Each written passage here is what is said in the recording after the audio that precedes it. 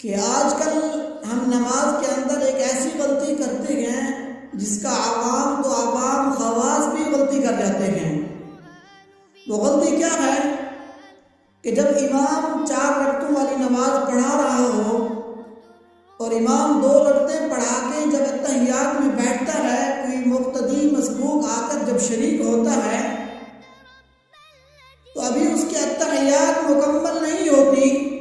تو اس کے اتحیات مکمل کرنے سے پہلے ہی امام جب کھڑا ہو جاتا ہے تو مقتدی بھی امام کی دیکھا دیکھی کھڑا ہو جاتا ہے، اتحیات کو مکمل نہیں کرتا جو کہ واجب ہے، اور واجب چھوٹ جاتا ہے، اسے پتہ ہی نہیں ہوتا۔ اور ایسے ہی میرے بھائیو دوستو، 4 رکعتیں مکمل کرنے کے بعد جب امام اتحیات میں بیٹھتا ہے، کوئی آ کر شریک ہو جاتا ہے، کوئی مقتدی آ کر اتحیات میں آ کر شریک ہوتا ہے،